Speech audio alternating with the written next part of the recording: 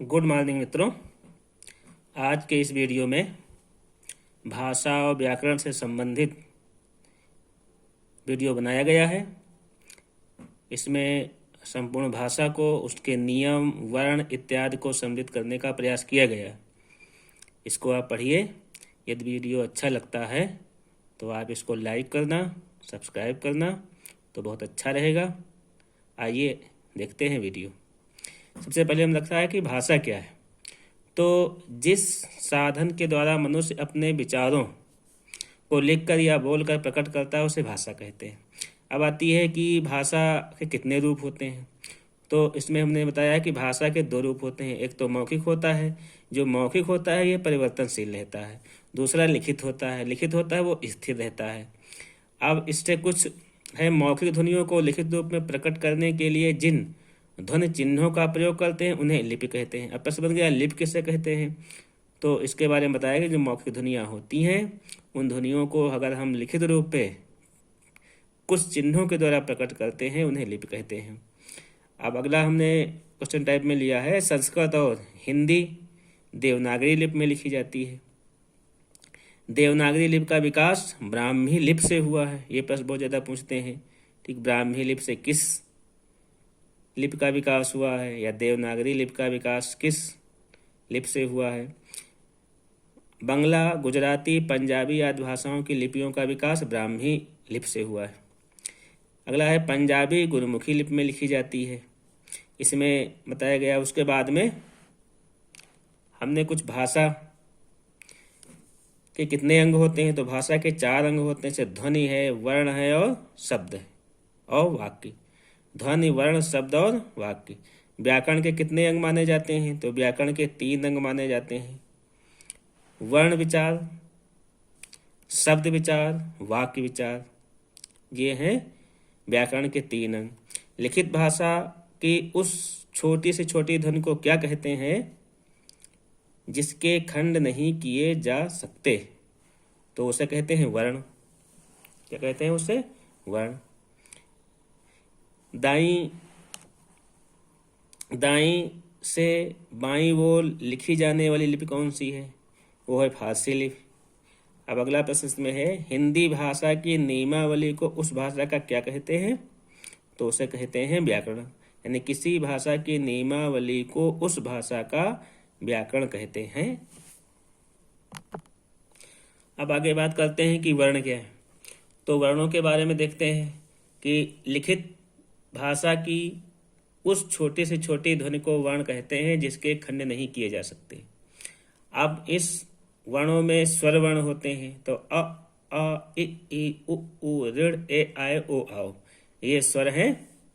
और फिर आयोग वाह है, अंगा। ये अधिकतर परीक्षा पूछते हैं कि इनमें से कौन सा आयोग वाह है, विकल्प दिए रहते हैं। उसके बाद में हमने व्यंजन वर्ण लिखे हैं। तो का से लेकर के और ना तक जो भी ये वर्ण है ये सब व्यंजन वर्णों में आते हैं। उसके बाद में है अंतस्थ व्यंजन। य, रा, लावा को अंतस्थ व्यंजन कहते हैं। फिर है ऊष्म व्यंजन, स, ख, स, ह को ऊष्म व्यंजन। फिर संयुक्त व्यंजन है छ, त्र, ज्ञ और स्र। तो छ बनता है का सा के योग से, त्र बनता है ता और रा के योग से, ज्ञ बनता है जा और या के योग से, स्र बनता है स और रा के योग से। इस प्रकार फिर अतिरिक्त व्यंजन दिए गए हैं। ये है ढा और ढा। तो ड और ढा इन्हें स्वनिम ध्वनियाँ भी कहते हैं और इनको कहीं जो है द्विगुण व्यंजन भी कहा जाता है। तो इस प्रकार से ये संपूर्ण व्यंजनों का और स्वरों का वर्णन इसमें हमने किया है। अब देते हैं मूल वर्ण कितने हैं। तो मूल वर्ण कितने हैं? 44। इसमें अंग, आ और ये आपके अतिरिक्त व्यंजन और ये संयुक्त व्यंजन को छोड़ करके 44 हैं। हिंदी वर्णमाला में कुल वर्ण कितने होते हैं। तो हिंदी वर्णमाला में कुल वर्णों की संख्या होती है 52, जिसमें 13 स्वर हैं, 35 व्यंजन हैं, 4 संयुक्त अक्षर हैं, वो संयुक्त व्यंजन हैं। इस प्रकार से कुल वर्णों की संख्या 52। फिर हमने इसमें उच्चारण के 10 स्वरों के भेद। तो हर्ष स्वर, दीर्घ स्वर और प्लुप्त स्वर। हर्ष स्वर में अ, इ, उ, ऋण।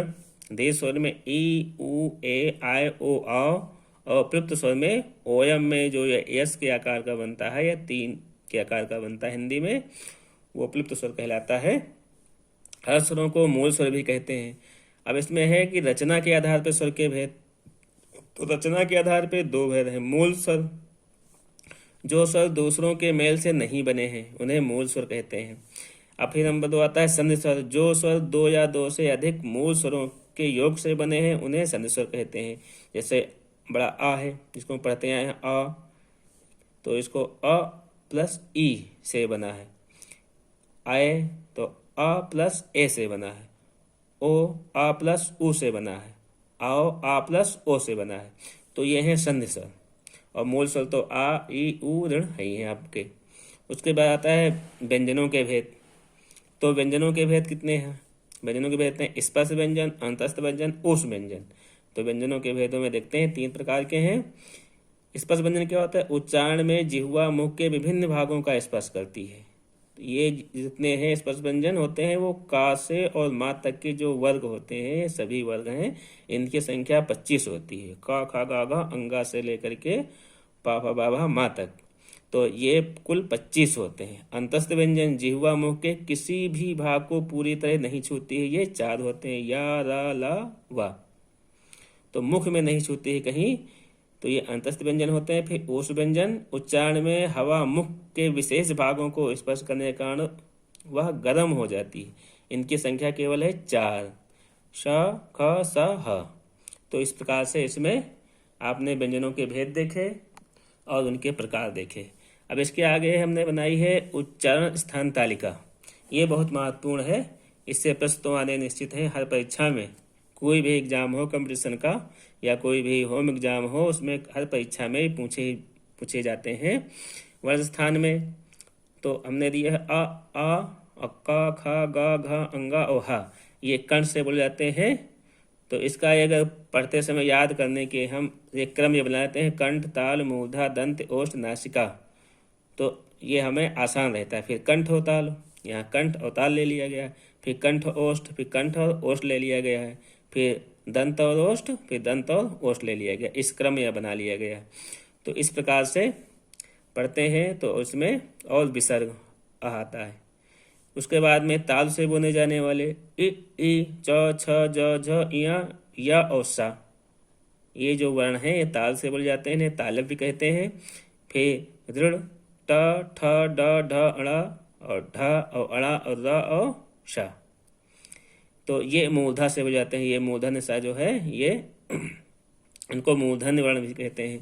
त थ द ध न ल और सा, ये जो दंत्य से बोले जाते हैं, इन्हें दंती वर्ण भी कहते हैं।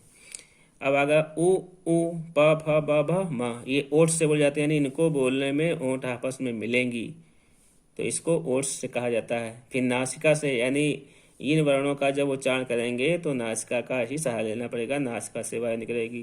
अंग अंग अंग अंगा इया अड़ा न म, इन सब में जो हमारी वायु है नासिका से निकलती है। फिर ए आए कंठ और ताल से संबंधित है। जो ए आए वर्ण है ये कंठ और ताल दोनों से बोले जाते हैं, यानी इनको बोलते समय कंठ और ताल दोनों का स्पर्श होता है।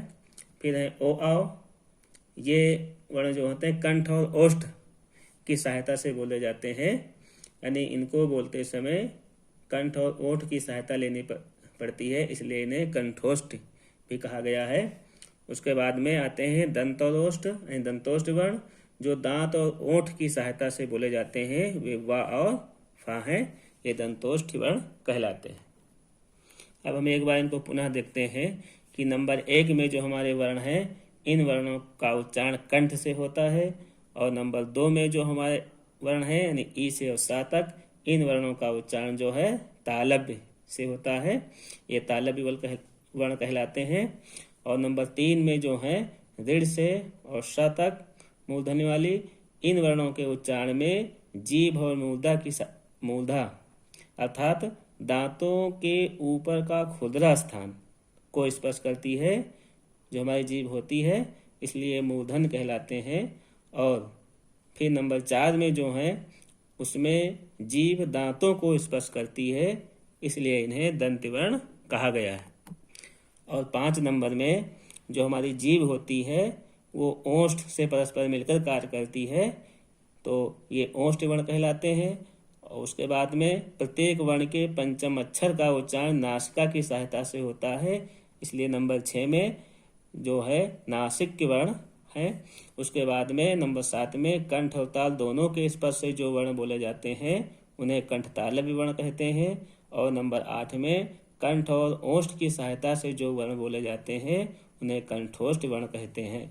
फिर दंतोष्ठ वर्ण में जो 9 नंबर में है वे वर्ण दांत और ओंठ दोनों की सहायता से बोले जाते हैं, इसलिए इन्हें दंतोष्ठ वर्ण कहते हैं।